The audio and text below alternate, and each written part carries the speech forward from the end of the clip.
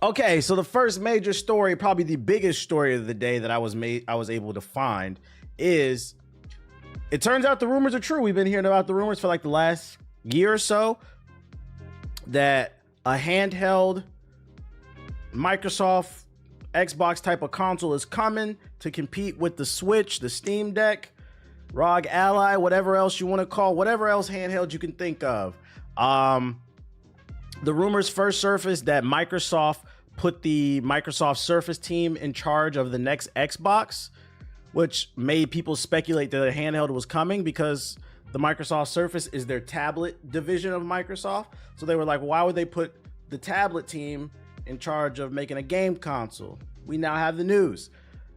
We shooting tonight. Microsoft confirms plans to release an Xbox handheld, but it's years away, which makes me think it's the next Xbox. It's not whatever's gonna come out in 2028 or whatever year it's gonna be. Ain't gonna be no games on it. What you talking about? Game Pass got games on it. We've been playing Black Ops 6. What are you talking about? You seen that game yesterday? South of Midnight, whatever, the one with the black girl that I highlighted yesterday. That shit look fire. That's exclusive on Xbox. Microsoft Gaming boss Phil Spencer has confirmed the company's plan to release an Xbox handheld, but stressed it's years away from release. In an interview with Bloomberg, Spencer said expectation is that we would do something in the handheld games device category, but such a device is a few years out. Microsoft, Spencer said, is currently working on prototypes and considering what it might do, with its team developing its vision for a handheld based on what it learns from looking at the market. In the shorter term, Microsoft will focus on improving the Xbox app so it works better on existing handheld gaming devices, Spencer added. Longer term, I love us building devices, Spencer said, and I think our team could do some real innovative work, but we want to be informed by learning and what's happening now. Spencer has made no secret of his desire to enter the handheld market with the Xbox hardware, practically confirming the plan to IGN back in June, when he said, the future for us in hardware is pretty awesome. The work that the team is doing around different form factors, different ways to play, and I'm incredibly excited about. You talking about ain't got no games? Like, imagine a world where Microsoft comes out with like a $400 handheld with the latest tech in it. And you get like 6 months of Game Pass free with it. They like bundle it, so it's built in. And it can run Steam, it can run Xbox, whatever UI that they have too. Maybe you could dock it to your TV like the Switch. I wouldn't dismiss this. I'm starting to feel like this might be the natural evolution of consoles. Like, Nintendo once again might have been ahead of the game, because I've said it a couple times the last couple streams. Right now, I play most of my games lying in the bed or sitting on the couch. I use my phone to stream games. I have the Backbone controller. You put your phone in between of it. It gives you a controller, and then I beam the games to my phone from my PC or my PlayStation. So having like that actual hardware with the power, I don't know, man. Nintendo might have been ahead of the game with the Switch, and they about to come out with the Switch 2, or is rumored to call the Pro. The storage better be huge. If the storage, I agree. If the storage isn't a lot, at least make it to where it can take a micro SD card, because micro SD cards are not expensive. Long as they don't use proprietary SD cards like how they did with the Vita. That was another reason, one of the reasons why the Vita failed. They used Sony proprietary SD cards, and they charged like $100 for like 10 gigabytes or some shit like that. It was out of control. But if it's an SD card, like, it won't be expensive. I won't be tripping off that too much. I just got my Backbone. It's definitely great. See, I'm telling you, it's a nice little in between if you don't want to buy a Steam Deck and you got good internet to stream. He says it's gonna be 480p, 20 FPS like the Switch. Well, no, because it's Microsoft. If there's one thing we know about Microsoft and Sony, they are the two juggernauts that push visuals and performance. So it's gonna be something that's cutting edge. It's not gonna. Nintendo's entire design philosophy is cutting corners so they can make sure that it's cheaper. So on the flip side, yes, I do think whatever the Xbox handheld is, it's gonna be one of the more powerful things on the market. But it's also probably going to be a little bit more expensive. So PS4 niggas, start saving now if you want to get this. AMD next APU supposed to be crazy. Wait on it. I just hope that this is the next Xbox and not the next Xbox, if you know what I'm saying. Right now it's 2024. I predict we'll start seeing the next consoles maybe 27, 28. Depends on how long it takes for PS4 niggas to catch up. So I hope that next Xbox and that next PlayStation, that's when we see this handheld, like 27, 28. I wouldn't want to wait another fucking 10 years, bro. What's good? PS4 niggas don't know who this. They gonna get a 5 and then complain about the 6. You know it. So keep an eye out for this. We're gonna keep our eye on this. Microsoft. I like this. I like a handheld. I think handhelds are back, baby. Other news I got for you guys. EA CEO could be the next top boss at Disney. So it sounds like there's a rumor going around that EA CEO doesn't just want to ruin gaming, but he wants to ruin all of media. In a recent report, it was claimed that Electronic Arts CEO Andrew Wilson is being considered for the role of CEO at Disney and could replace Bob Iger, who has been in the role on and off since 2005. In 2026, the figurehead's contract will expire and Disney is looking for a suitable replacement, and Andrew Wilson is leading the pack. Per report from the Wall Street Journal, the head honcho at Electronic Arts is being sized up for the CEO position at Disney. It was claimed that several people are being considered for the role, including Andrew Wilson, who's the CEO of EA, Jimmy Pitaro, who's ESPN's chairman, Dana Walden, Disney's co-chairs, and then Josh D'Amaro, who's Disney Experience. It sounds like these two would be more qualified because although Disney people don't like Disney right now. The ESPN person could be qualified because they're in television, but Andrew Wilson, bro, the guy who's trying to AI it the fuck up in video games, and then also the guy who hasn't innovated in any game besides maybe Jedi Survivor. I don't know about this one. They're gonna put microtransactions, and then not only are we gonna have the Disney Vault and Disney Plus, but Disney Plus gonna have microtransactions in it. You want to watch that new season of Daredevil? You gotta pay the $10, $20 a month. And then an extra $5 per episode. I got this great idea, man. And that extra $5 is to get the 8K version of the episode. They're gonna be like enhanced bitrate microtransactions. Yo, shout out to Drex with the sub. I hope this don't come true. I'm good off this. Although if he does go to Disney, that means he would stop ruining games. This could be a good thing. Let Master P take over. All right, buddy. Gonna make us pay for the profile pics at the start screen. So remember where you heard it here first. Keeping it in the realm of EA, there's a rumor. This is coming from the Gaming Rumor Leaks Reddit. This is not confirmed. Take it with a grain of salt. We gotta entertain it. According to the rumors Reddit, EA might be hiring for a Madden MMO. This is brand new. This one dropped today. Shout out to Euromechi with the sub. There's a job posting for a technical director that mentions an exciting American football project and they have to have experience developing an MMO. If we go to the jobs section, EA posted a job listing. First of all, broke ass PS4 niggas, although I doubt y'all program games because y'all on PS4. But you PS4 niggas who need a job, I'm dropping the link to the if you want to apply for the job.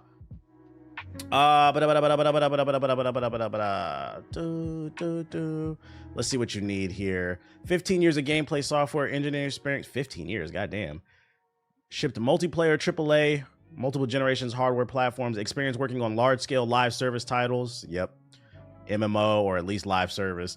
10 plus years of leadership and people management experience. Experience with large code base, gameplay mechanics, networking optimization, advanced CC, bachelor's degree in computer science. Oh, never mind. Bonus, experience developing an MMO. So you don't have to have it. That's a little misleading right here. It's a bonus if you do have it, which says to me, it doesn't necessarily mean they're trying to turn Madden into an MMO. But first of all, this listing is for all the sports games, but possibly maybe they're trying to take the route of 2K because 2K considers themselves an MMO because of the city. Maybe they're trying to do that with their sports games, EA Sports FC and like Madden. I think I read something about their FIFA game having like an open world. So like maybe like a mini MMO, kind of like Destiny, a hub world for like online. I could see that. The same niggas who can't see 60 FPS be coders. Come on. I'm just trying to help PS4 niggas get a job, man. Listen, have y'all seen who Trump is putting in his administration? Clearly you don't need to be qualified to work in the highest office in the land. This nigga hired a Fox News television host to be the Secretary of Defense. Okay? I'm starting to think there's a chance I can get a job in his cabinet. So if all it takes is to be a Fox News television host, just sit on the TV and lie to become the Secretary of Defense, why can't a PS4 nigga be a Madden coder? I'm just saying. I'm just saying. That's all I'm saying, bro. They don't know how to read. You don't know. You said you already been a host, so I'm qualified. Clearly, I could be a senator or something. Like, so keep an eye on that. Don't be surprised. Once again, none of this is confirmed, but don't be surprised if EA Sports games take a bigger open world kind of take on things, kind of like 2K. That's kind of the vibe I'm getting from it. Them PS4 niggas don't know what an Ethernet cable is, sadly. Exclusive, Ubisoft's Project U is back to the drawing board after 5 years of development. Another Ubisoft L. Ubisoft's Project U returned to the drawing board this year following 5 years of development. Project U was officially announced in September of 2022 as a revolutionary new kind of session-based cooperative shooter. Session-based, what the fuck? But after over 2 years since its announcement, nothing publicly about the game has yet been announced. That's because Project U, internally codenamed Pathfinder, quietly returned to the drawing board in spring 2024 following issues surrounding the game's replayability. Translation, Star Wars Outlaws didn't sell well, and a bunch of other games like the last Prince of Persia game. So we're gonna put this on the back burner. For those unfamiliar with Project U, it's the premise is that the Earth has been invaded by machines that want to mechanize all life. The game would see 10 teams of 4 battle out in PvE combat against progressively more difficult enemies as they progress through the map zones, which could have had thousands of enemy AI robots on the map at any given time. Eventually, players would have to enter the final zone in the middle of the map where they need to defeat the boss. It kind of sounds like the Division's Dark Zone, like a cartoony version or something. Sounds very mid.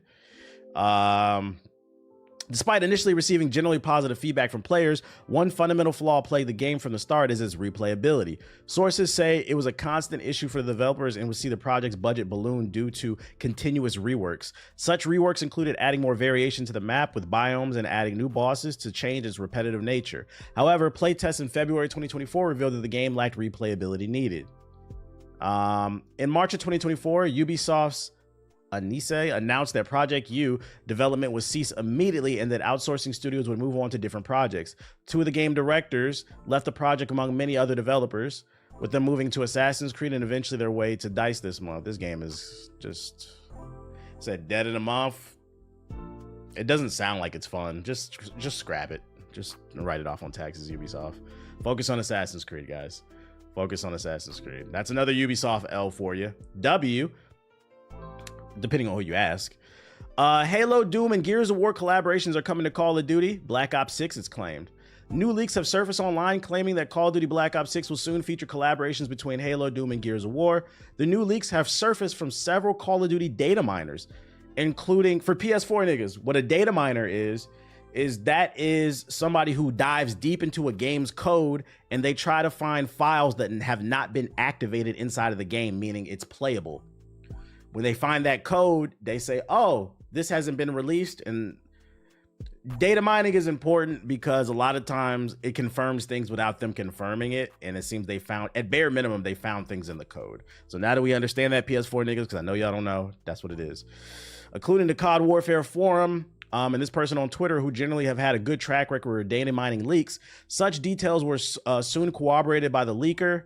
I don't know how to say that name, something Nick, who had apparently heard of such crossovers in January of 2024. This isn't the first time we've heard of such collaborations either. A couple months ago, rumors circulated from the data miners that Call of Duty and a Halo collaboration was intended for Modern Warfare 3, but it was pushed back for unknown reasons.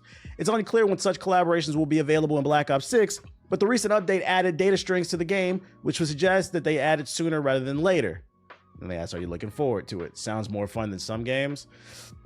We're really living in some alternate timeline where Doom and Halo are inside of Call of Duty, because these are competitors, but everybody's just hanging out. Fortnite really changed the game, bro. If this was the PS2 360 era, you would never see none of this shit. You was either Xbox, PlayStation gang, but everybody hanging out with everybody. I'm not mad at it. Honestly, it makes sense to put them in the game too. I'd rather see them than Nicki Minaj and Snoop Dogg. Like, what the fuck? Hey guys, in the next update of Call of Duty, you're gonna get Arnez from 1-on-1. What? I don't know why that name.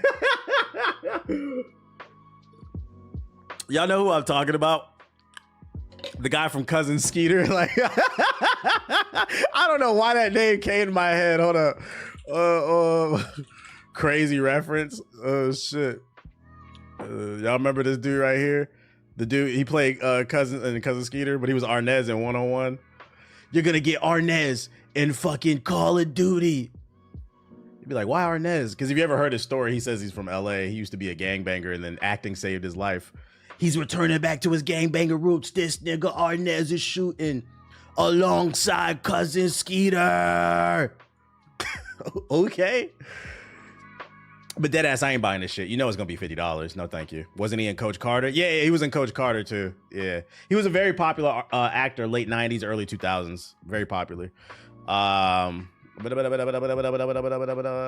then last but not least for this batch, Spotify will start paying creators for popular videos. Spotify is going all out on video. This is for people who aspire to be content creators. You know, I like to just give y'all info that's interesting, I think. The company will soon begin paying creators based on how much engagement their videos receive from paid subscribers. Automated ad breaks and videos will also be turned off for paid Spotify subscribers to encourage more consumption.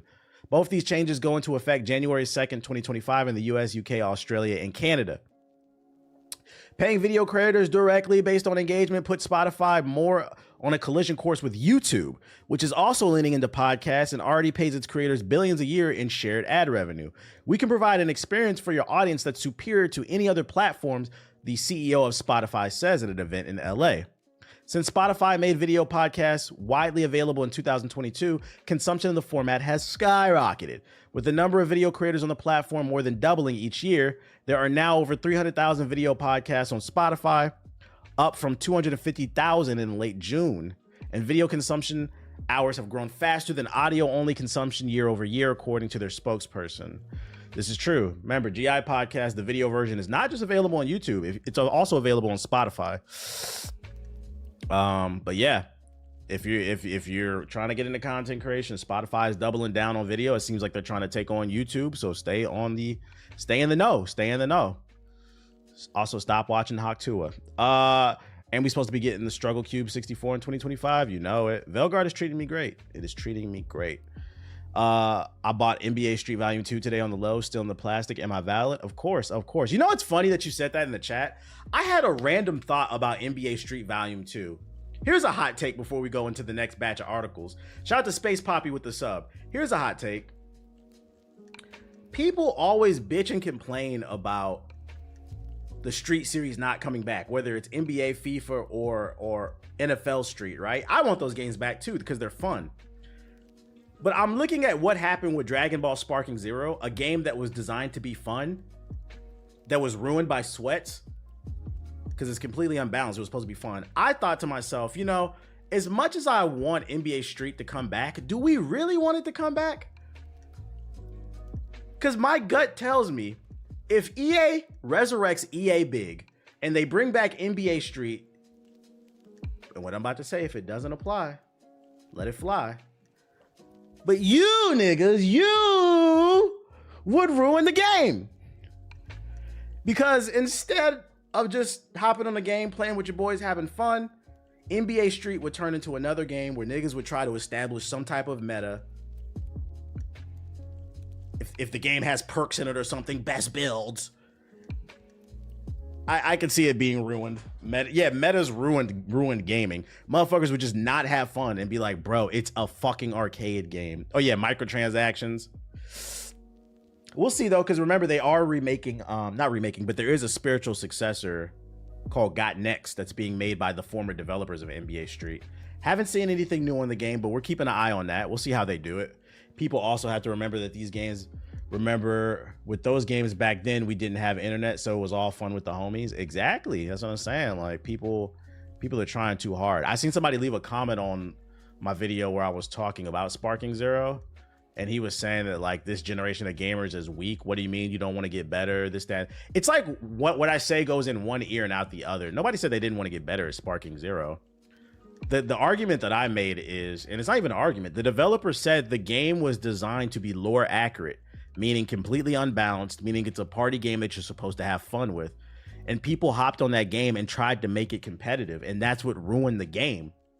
Some games are not meant to be competitive, and if you embrace it for what it is, you can have fun. But a lot of y'all are not having fun because you're not accepting it for what it's supposed to be. It's like one ear goes out the other. And then my argument is always to that is, was it worth it, right? You're taking games that were designed to strictly be fun with your friends and turning it into something else. And for what? It's like it goes in one ear out the other. There was a tournament where the first place won $50. You niggas is living below poverty, bro. You're living below poverty, sweating, and nobody's having fun. Is it really worth it? Next thing you know, you're on to the next game and you're ruining that game too. Now, if it's a game like, say, Marvel Rivals, right, which comes out next month, you can't bitch and complain about that game. That game is supposed to be competitive. And I mean, it shows it's designed from the ground up with its balancing and its ideas. But some games are just supposed to be fun, and you should take it for what it is. Now you're waiting. I've seen people say, especially on the Xbox version, because I've seen some people in the comment section saying, "Oh, these are just the Steam numbers." No. The numbers across the board are going down. Because I've seen plenty of people say on the Xbox it takes 10 minutes to find a fucking game. I think the Xbox version might be in a worse state than the PC version. So the PS5 might have a few more players than average. It doesn't change the fact the numbers are going down. This happens in every game, bro. Every game's multiplayer numbers do diminish, but not this quickly. That's not normal. The copium is crazy. It's not normal for a game to come out that everybody claims they were excited about, and within a month, they lost 90% of the player base. Maybe 50, 60% at most, but 90 is crazy. Because y'all remember when Helldivers 2 came out? What did Helldivers 2 peak at? At least on PC. Because I can use this game as an example of like what's a popular, healthy game. Boom. Boom. Okay, so I remember when this came out, it had 400,000 people playing. I remember in the first 3 months of this game, it was still holding like 250,000 players. Here we are, almost a year. The game's been out for 9 months, almost a year. And I think it has more players than Dragon Ball. Dragon Ball Sparking 0. So it's at 40,000 on average. Now look, Helldivers 2 has been out for a year and it has more players than Sparking 0. The copium is crazy, which by the way, the numbers are going down. Last week it was 15,000, now it's 10. The copium is crazy. So no, yes, the numbers on a multiplayer game when the hype dies down, it will dwindle, but it's supposed to slowly come down. When there's new DLC, you'll see a spike, then it'll slowly come down. But a chart, this is fuck video games, right? Business 101. In any business, if you look at a chart and it goes boop, boop, that shit is dead, nigga. Your chart is supposed to go boop, then go boop. But most of you niggas on PS4, y'all don't know nothing about business, bruh. That's a big drop. The copium is crazy. Just admit I was right. I don't understand why that's so hard. I don't know why that's so hard. Oh shit, Helldivers is a live service game with ongoing monthly content. Yeah, but I mean, that doesn't change the fact that this game has been out. Well, what is the excuse for this game being out for 4 weeks and it's lost 90% of the player base? Because let's keep it a buck. This is a live service game too. They've announced a ton of DLC for this game. Oh, don't do that. Don't move the goalpost. The copium. Don't move the goalpost. This is a live service game too. They have announced a ton of DLC for this already. Don't do that. Don't do that. Just admit it's not what you thought it would be. Just admit it's not what you thought, and that's okay. That is okay. Next batch of articles. Niggas trying to run the defense.